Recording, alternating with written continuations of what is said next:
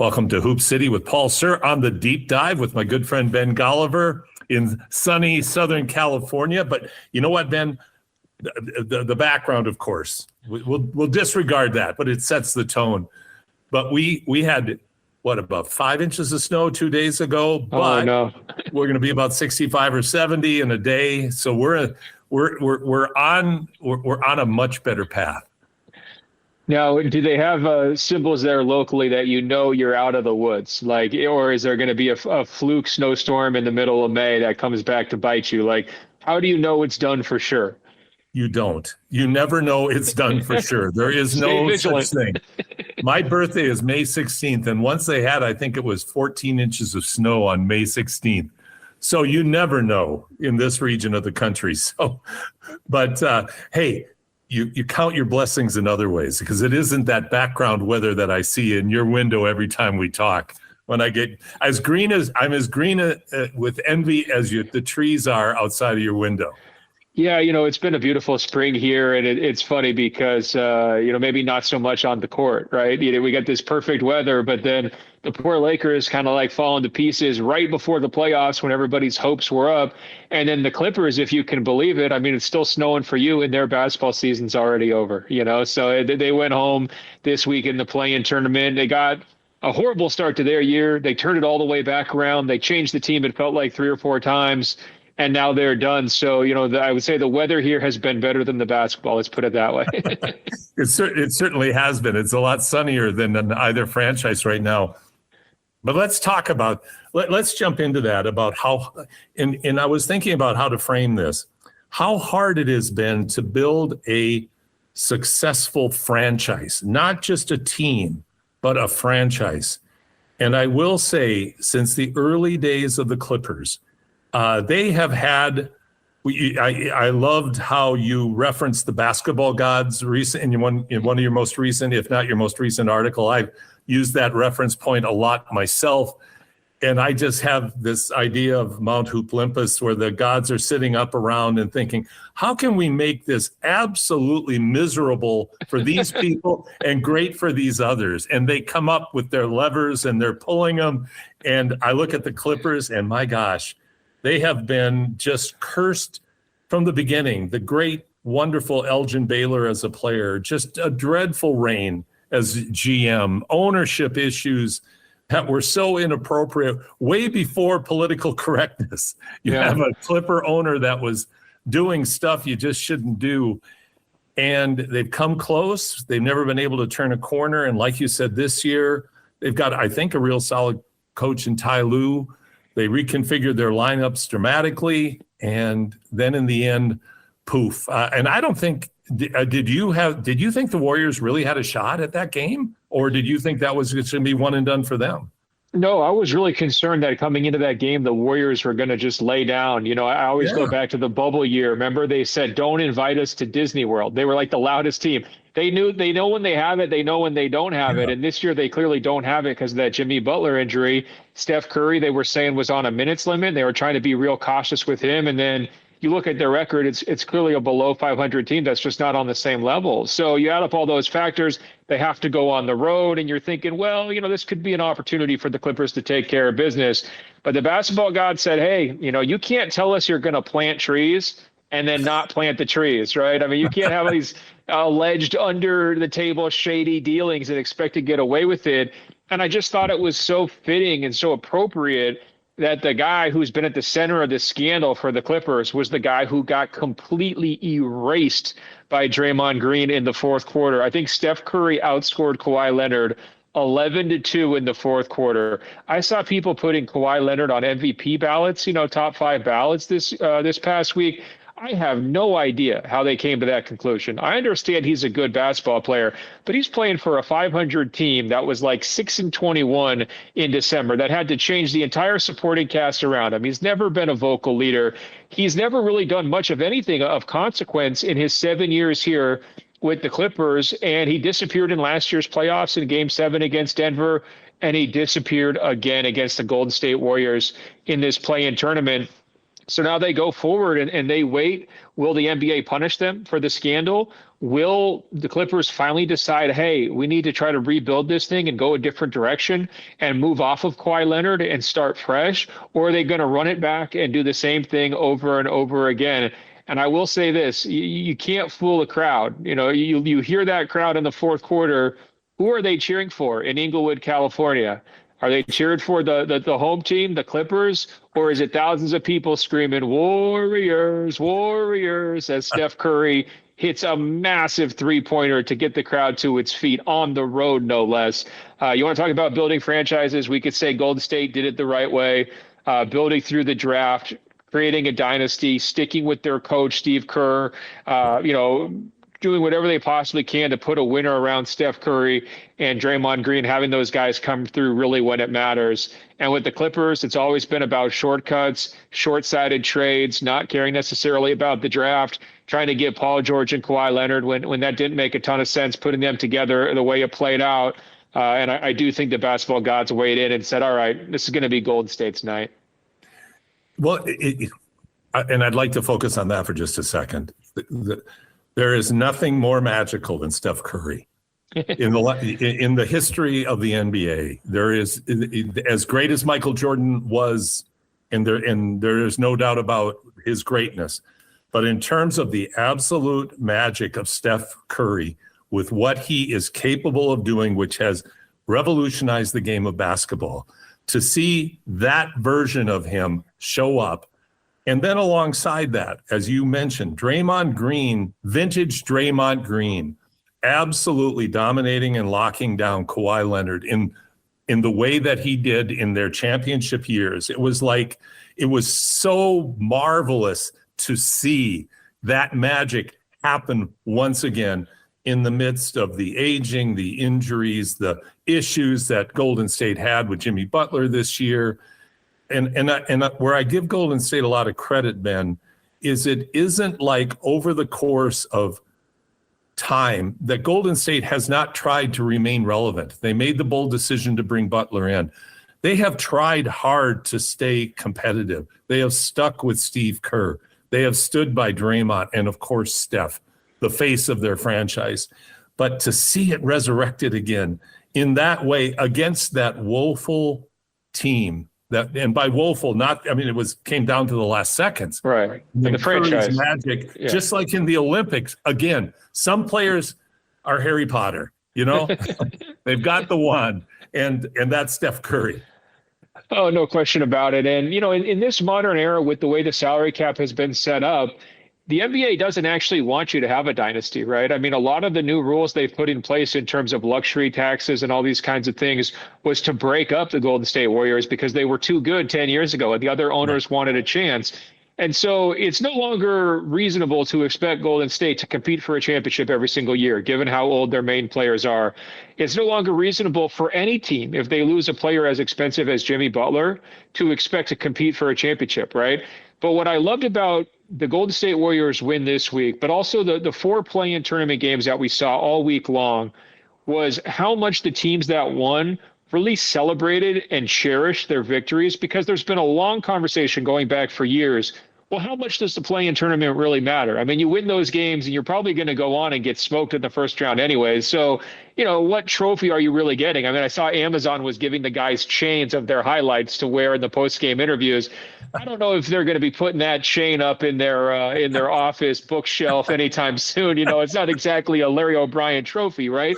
But Steph Curry was so thrilled after 2 months of missing time with runner's knee to have that moment you're describing that did feel like a flashback to the Paris Olympics.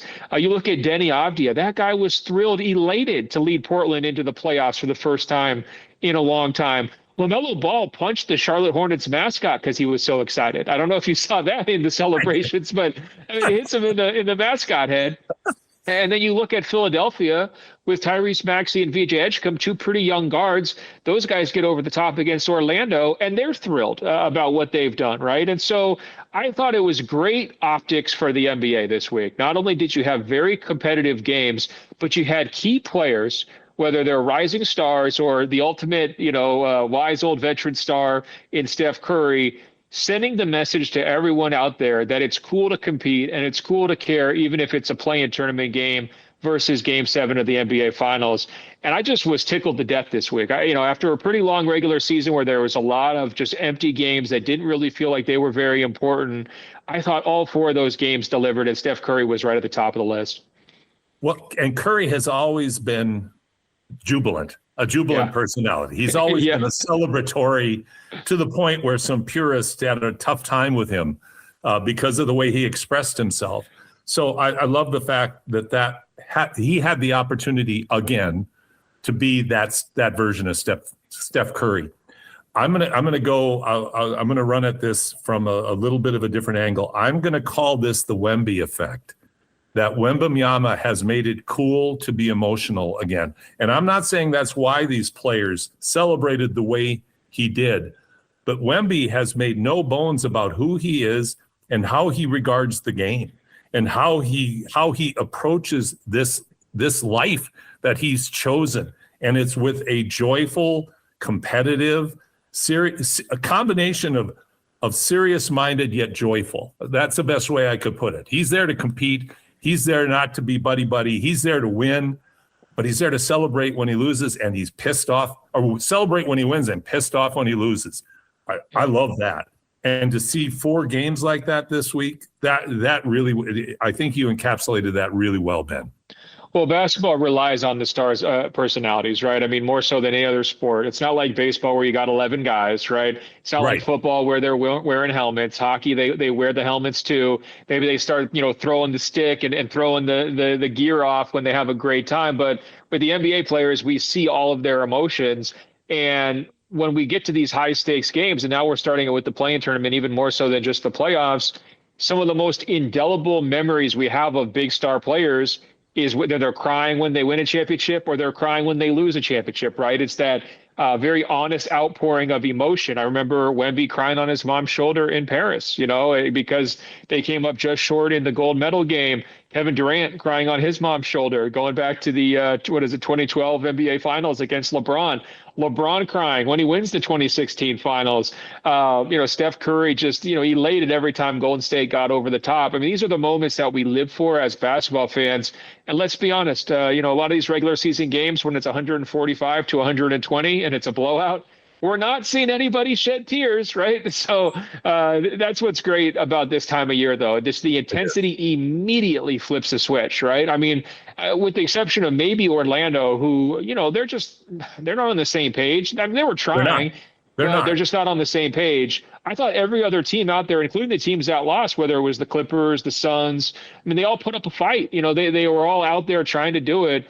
And it's so refreshing after we've heard all this talk about tanking and the blowouts and all this stuff that, we're just seeing good, honest, clean basketball, very competitive with the emotional juices that gets everybody excited.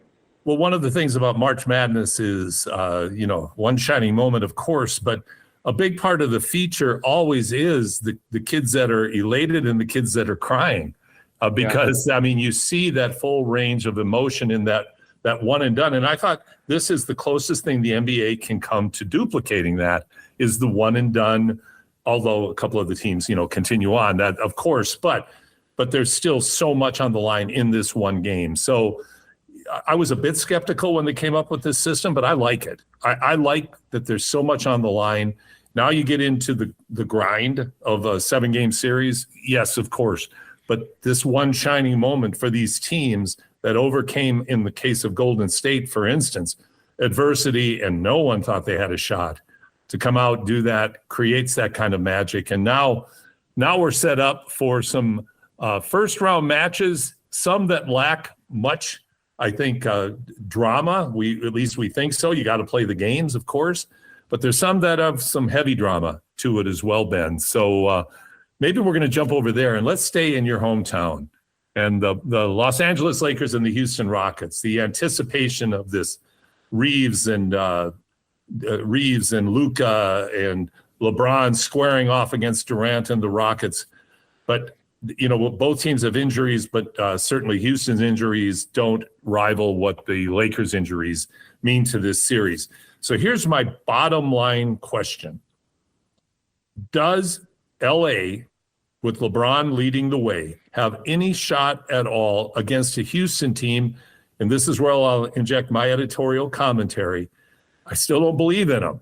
Now, maybe I should, but I still don't. And I'm not saying I think the Lakers can take them, but I don't look at them as a team that you would look at and go, man, they're just going to roll the Lakers, even without these two guys. Well, so Houston's advocates would say, well, hey, look, they closed this regular season so strong. They had a big winning streak. I mean, they've got all the momentum rolling. And I would just point out a lot of those wins came over teams that weren't very good. I mean, they just wound up having a softer part of the schedule towards the end, and they did take care of business.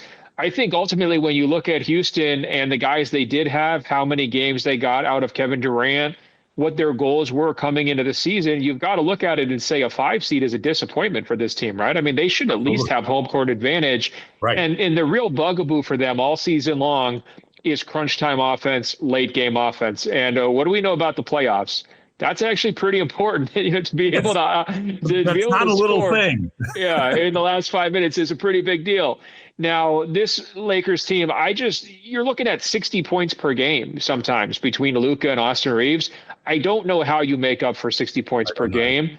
And I also think it goes back to what we saw from LeBron maybe in some previous playoff matchups where he will wear down if he has to have all the burden. And that was the genius stroke of bringing in Luka. LeBron was thriving in the number 3 role because he could kind of focus his energy in spots and spurts and just take over a game for a couple minutes.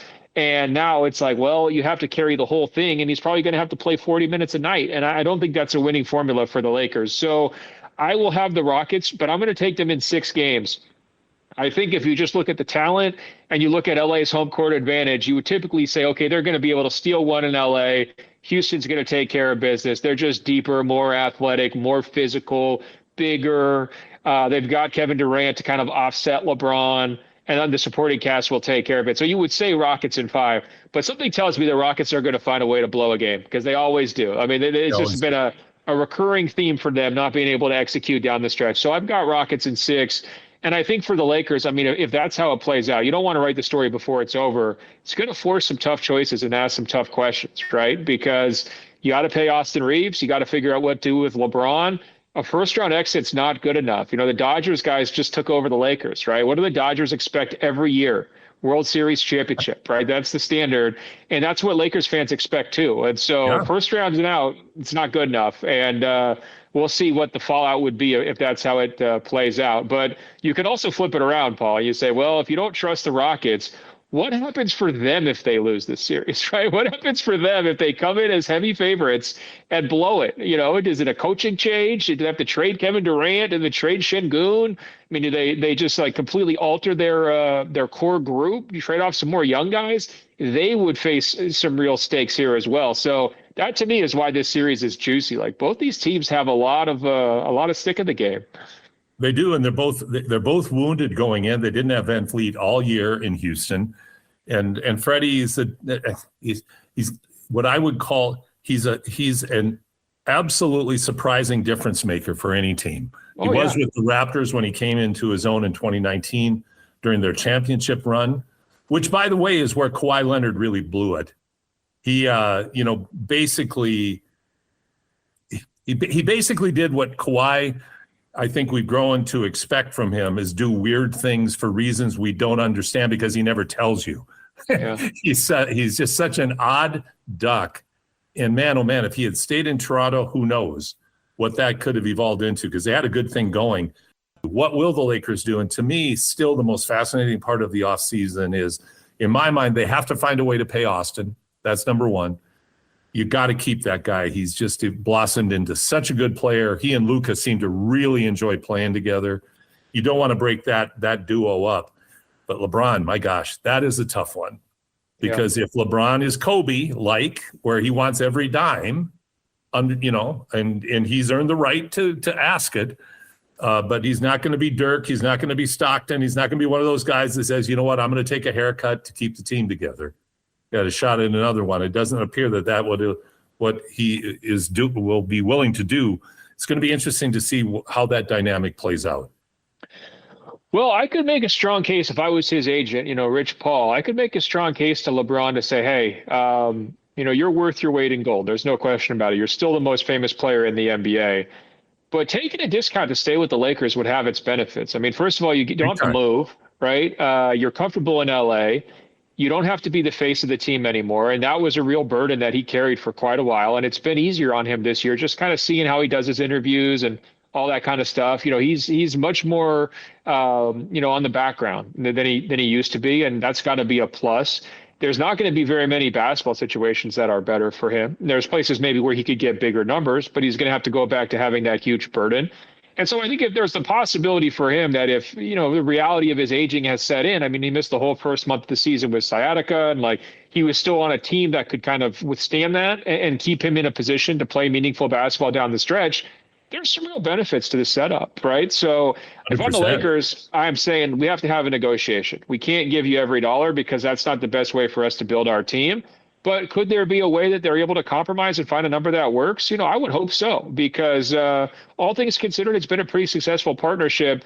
And I do think LeBron will have a hard time finding a team that has a chance to compete for a title, that's willing to give him huge money and is going to give him the quality of life that he expects and deserves, frankly, because of how good he's been for so long. So, I think there's still a chance. But, if I'm the Lakers, you got to make it a negotiation. It can't just be one of these automatic max deals and we're going forward. And your point on Reeves is dead on.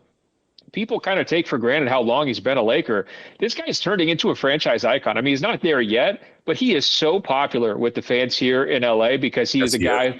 He's the rare player they drafted and developed here recently, right? You know how much they love Kobe because they saw Kobe grow up, and they trade for Pau Gasol. They trade Andrew Bynum. They drafted him, but he kind of didn't work out. They trade for Dwight Howard. They go get Russell Westbrook. I mean, so many of these guys have been like the mercenary type guys they've brought in. They even signed LeBron in free agency, but Austin's got the homegrown juice, and so that's why he's going to be a priority this summer. There's no doubt. And his play merits it. Like the way he and Luka have figured out to play together when they were on that stretch, it was really fun to watch those two when they were both healthy and both hitting on all cylinders. It really a fun team. So I hope that does work out. Let's talk about a couple of other matchups. Let's go to the Eastern Conference. Raptors versus the Cavs. This is a bit intriguing to me. The Cavs, I think they have too much talent, most likely for the Raptors to handle. But the Cavs, again, what they have in talent, they lack in physical play. Not that the Raptors are overly physical at all. They're kind of similar in that way, kind of long and skinny in a lot of respects. Raptors finished strongly, but, I think the two wins against the Heat were somewhat impressive, certainly. Scotty Barnes played really well the last month of the season. Ingram seems to be at the peak of his powers right now. Do you see the Raptors having a shot in a 7-game series against the Cavs?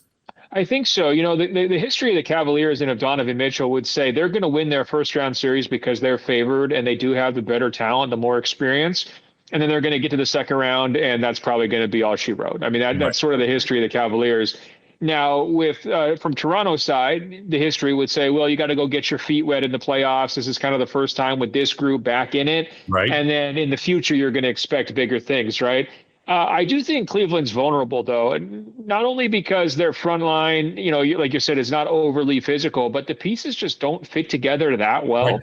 Exactly. I mean, that's why they shook things up and then got James Harden, because they were like, well, Darius Garland's too small, and you're playing with Mitchell, he's too small. You got Mobley, who can't really do anything with the basketball, so he doesn't really work as a 4, but he doesn't really play 5 all that much. Jared Allen is just completely derivative. Everything has to be set up for him, and he tends to be a shrinking violet when it comes to the playoff stage. And then their wing core is really not all that impressive. And that's really where guys like Scotty and the other, RJ, Brandon Ingram, those guys should really be able to win some matchups in that particular spot. I think Toronto's best lineups are just a little bit more versatile than Cleveland's. But can Cleveland kind of turn this into an ugly series where Mobley's defensive impact is winning out? Mitchell's the best player on the court. He's getting 30 a night, and that's how they win it. That's how I suspect it goes. But I think, Toronto is capable of making Cleveland sweat, and it's fun to watch Cleveland sweat because remember last year when Indiana just blitzed them off the court? How much fun was that series? You know, it was just like was. it was a track meet, and like Cleveland, the number one seeds looking around saying, "What the heck just hit us?" You know, and Absolutely. so Toronto, I don't know if they have that same firepower that Indiana did. But they've got some real talented players, and if Darko finds a way to put it together, they could win this series. It's possible. It is possible. I'm curious to see how much, if at all, how much Darko goes to Scotty on Donovan. That, I think, is the intriguing matchup to me, is that can Scotty's length and versatility and mobility bother Mitchell enough to take him out of the game? Because to me, the difference in this series most likely will be Donovan Mitchell's ability to get that 30 a night, because he's got Harden, who, for all of the criticism he gets in the playoffs, actually has some pretty good numbers in the playoffs. Yeah. And he's still very, very good. But that to me is the most intriguing matchup in that series. So I'm curious, because the lack of physical strength of both teams really makes, I think, for an intriguing matchup. And will it be a track meet, or will it, like you say, will Cleveland try to go the opposite way and make this a slugfest in the half court? Yeah, I mean, my last thought would be, Toronto gave Jakob Poeltl a lot of money last summer. I don't know if it made sense then. I don't know if it really made sense over the course of this series. But if you're going up against Jared Allen and Mobley, Cleveland is not going to go to like super small ball lineups like some teams do, right? And so there should be the opportunity for Poeltl to be out there playing big minutes, have some kind of an impact.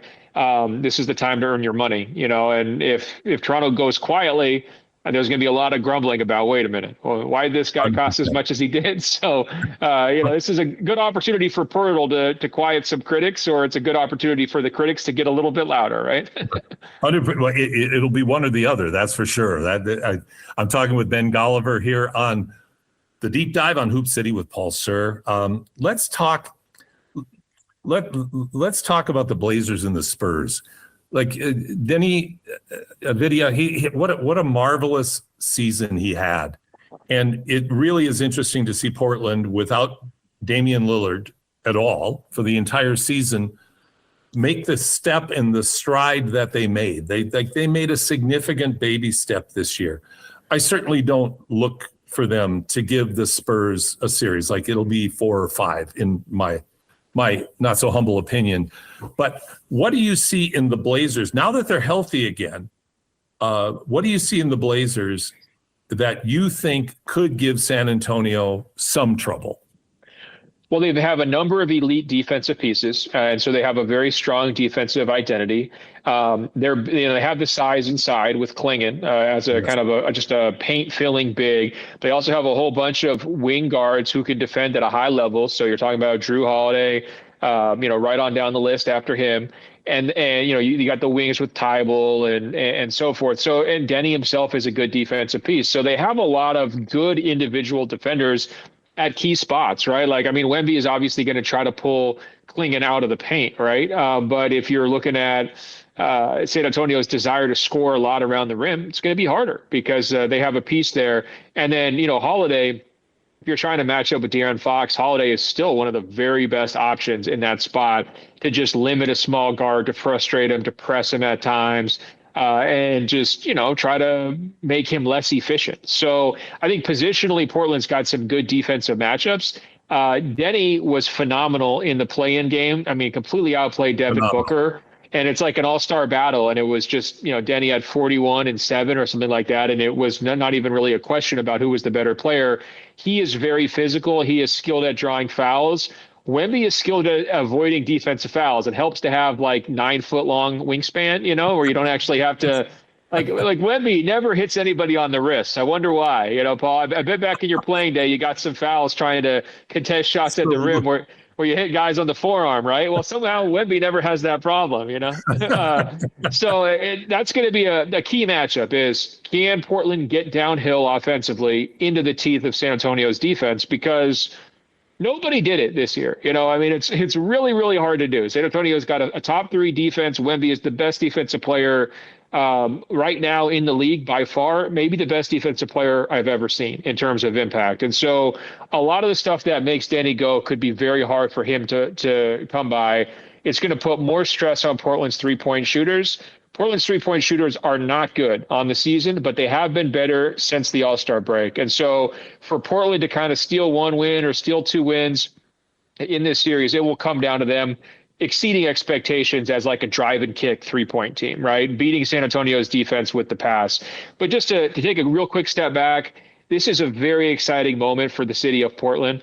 They have not had full arena capacity for playoff games since before the pandemic, obviously, because in 2021, that was the only other year they made it back to the playoffs over the last 5, and they only were allowed to have a certain number of fans in the building because of COVID restrictions. That building, I still call it the Rose Garden, but it's the Moda Center. That building gets wild during the playoffs, and that's been true basically my entire life. And now you're bringing, I would say, the biggest star in the NBA right now in terms of these playoffs, the guy who everybody wants to watch.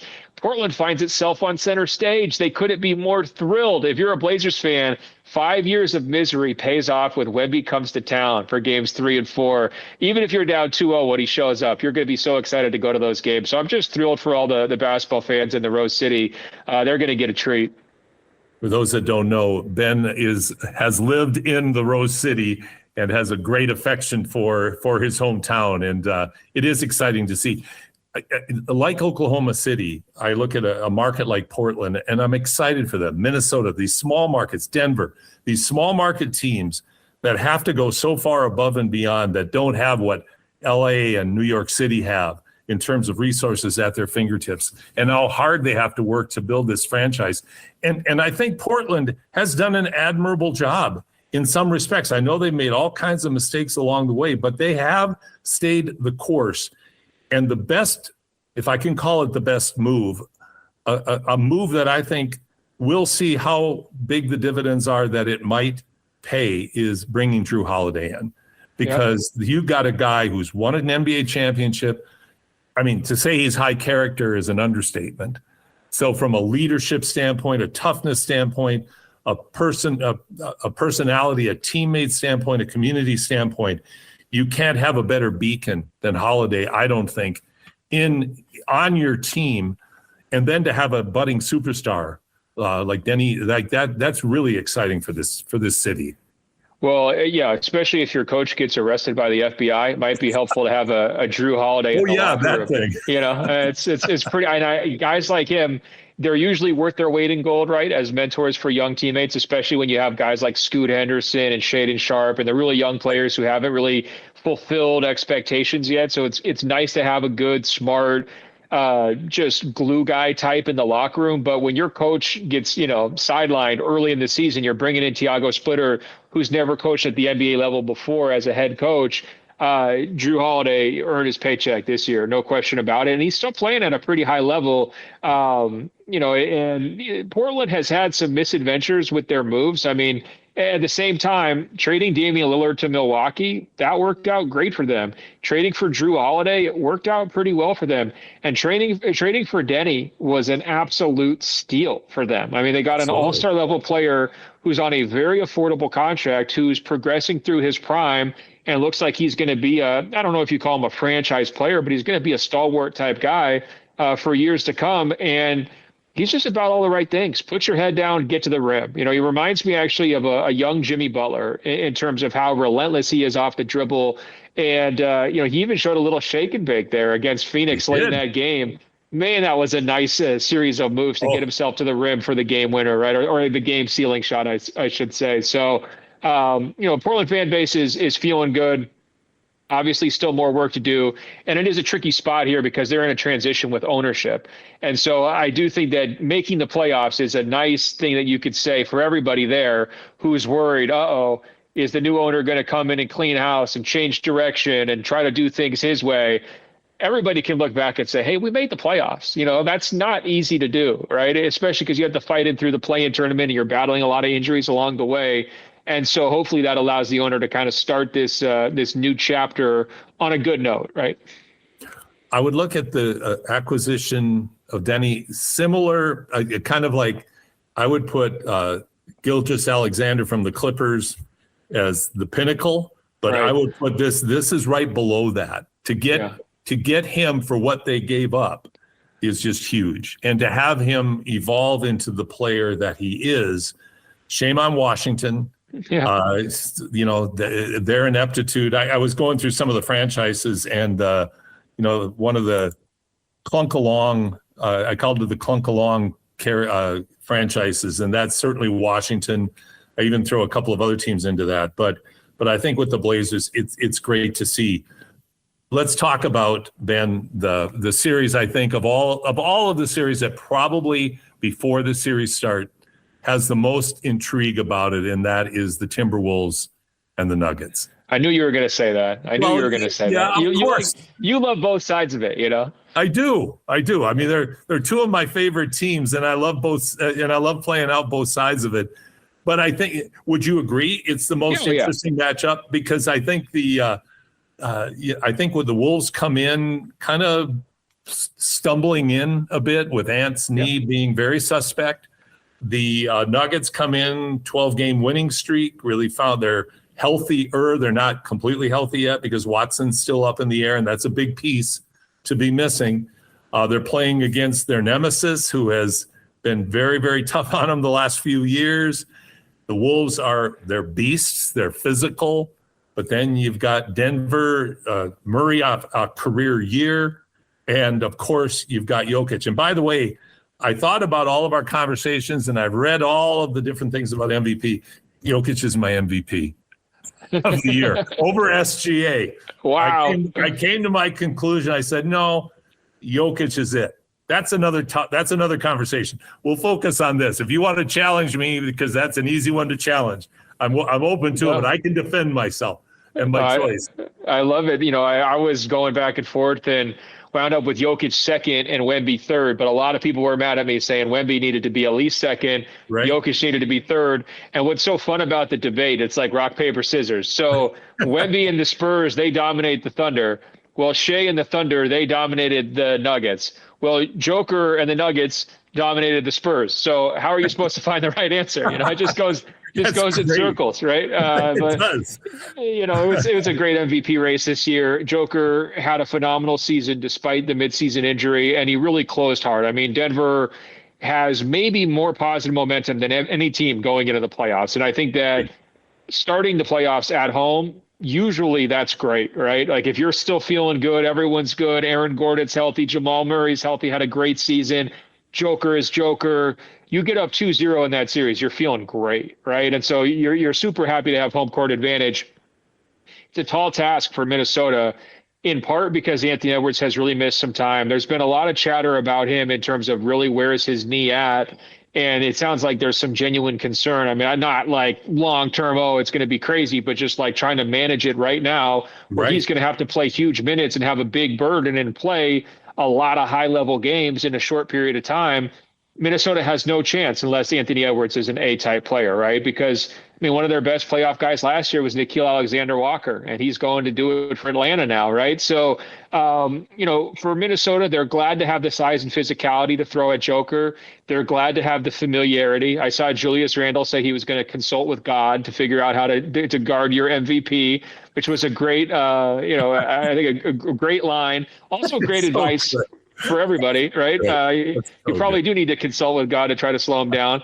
But let's not forget there's bad blood here too. I mean, this is pretty close to one of the best rivalries we've got in the NBA. On Christmas, they got into it. It was very feisty. And the last couple of playoffs where, Denver choked it in Game 7, they have not forgotten that. I mean, that was a really tough loss to take.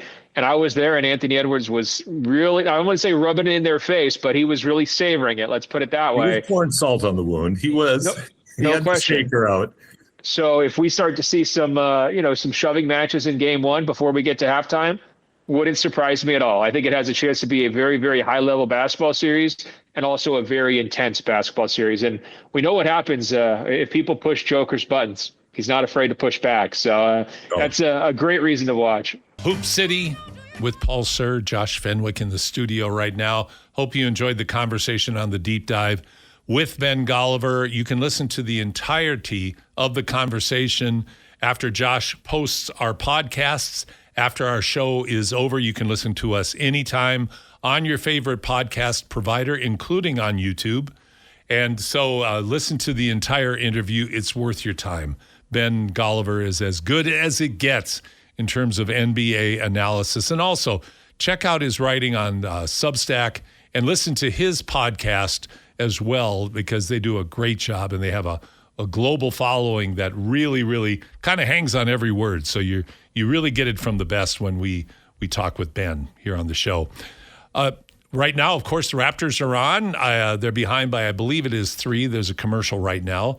But they're putting up a good fight in the early stages against the Cavaliers. And, I've gone out on a limb and said I think this is one of the first-round playoff series that I think has the greatest chance of an upset with the lower seed winning in the Raptors. Josh disrespectfully disagrees with me, calls the Cavs in 5. So he looks at it as a blowout. So we will see where that goes. But check it out. And then, of course, at 1:30, get on your TVs and watch the first game of the Minnesota Timberwolves as they journey into the Mile High City and face off against the Jokic-led Denver Nuggets.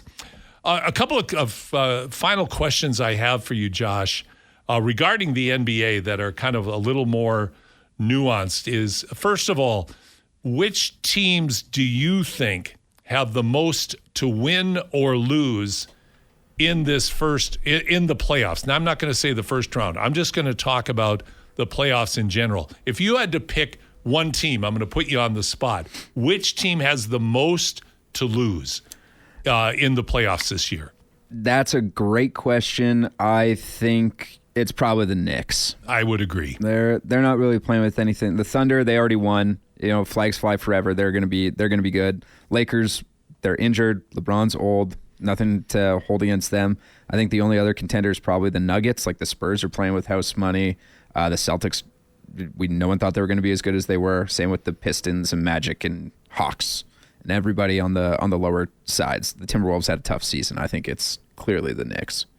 I think it's the Knicks as well. The only other team I'd put in there, but definitely below the Knicks, well, actually 2 other teams, the Cavaliers, because they brought in James Harden. They're trying to win now, especially after their disappointment last year.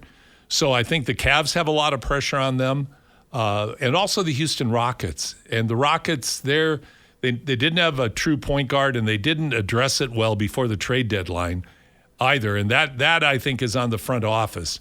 But without Freddie VanVleet this year, that really hurt them. And then with Steven Adams going down, Adams was such an impactful player early in the season for them with unbelievable offensive rebounding stats.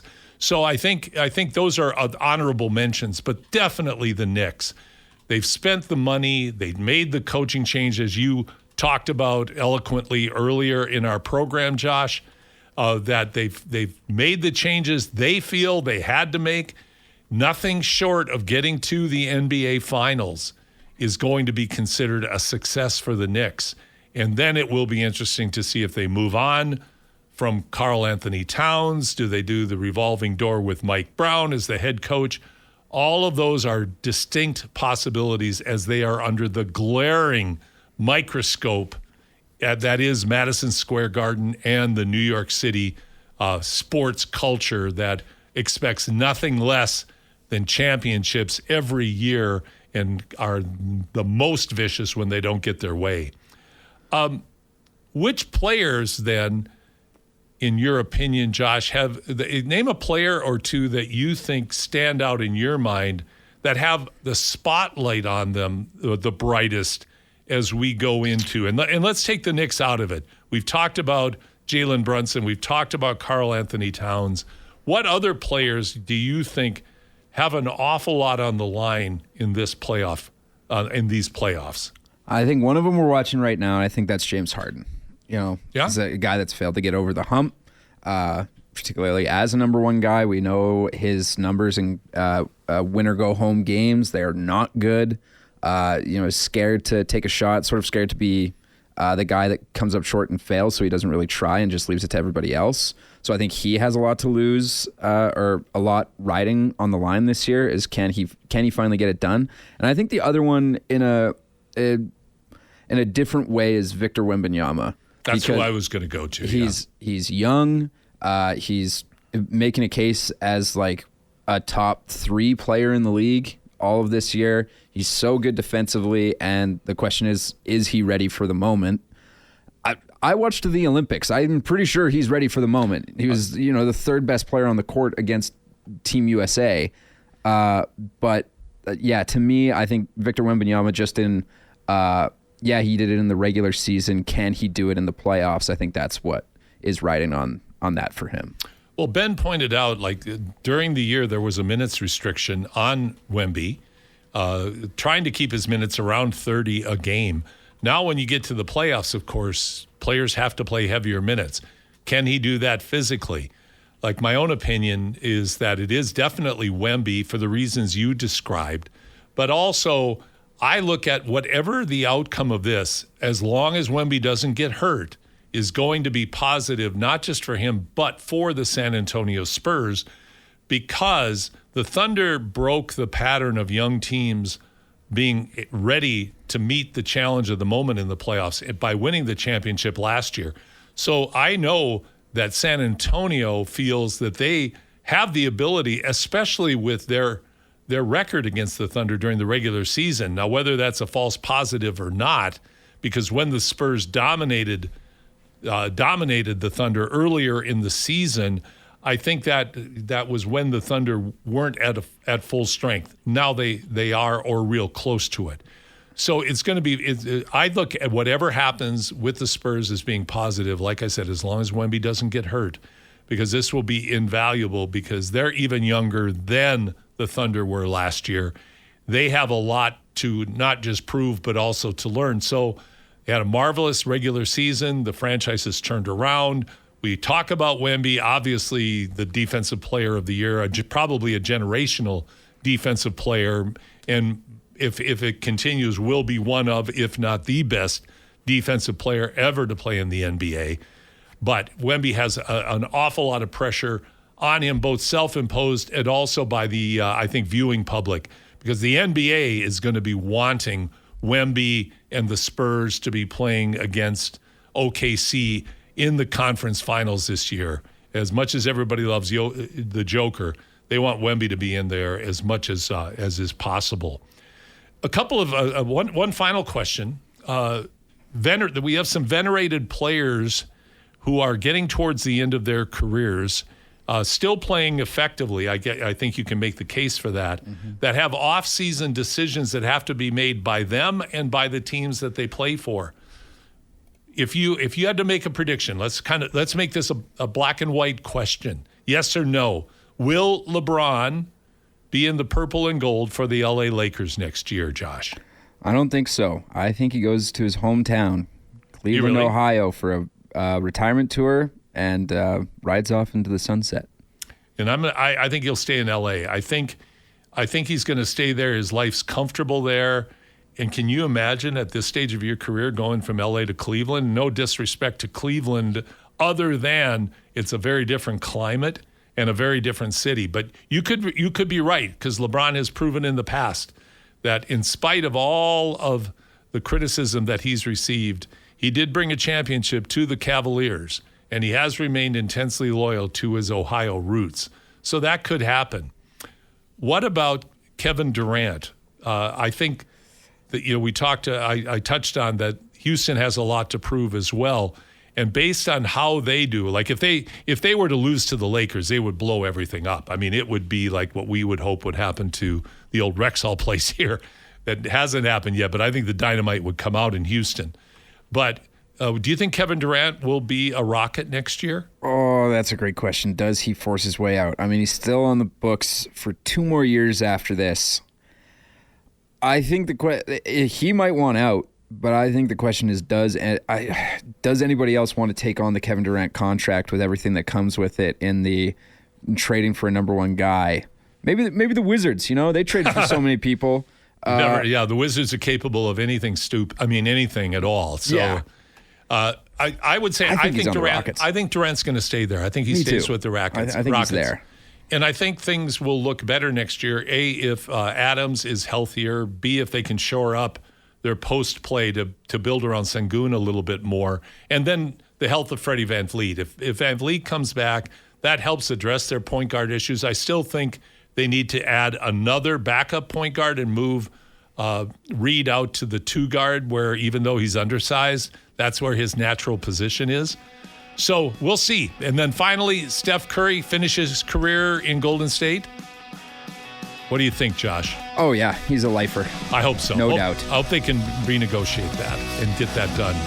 WNBA draft took place. The season's right around the corner. Everybody enjoy the NBA playoffs because they're going to be marvelous. This is my son Ben singing. Ben will have passed away 3 years ago on April 22nd.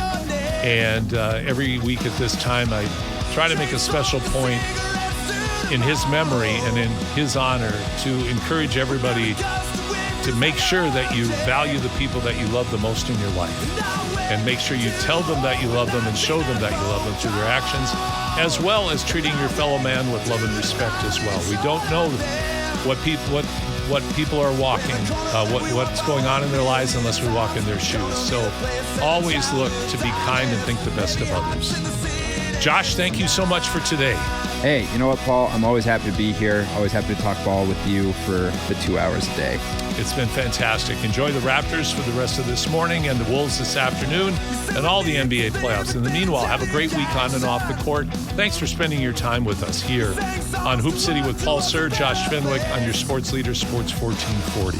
And we'll see you next week.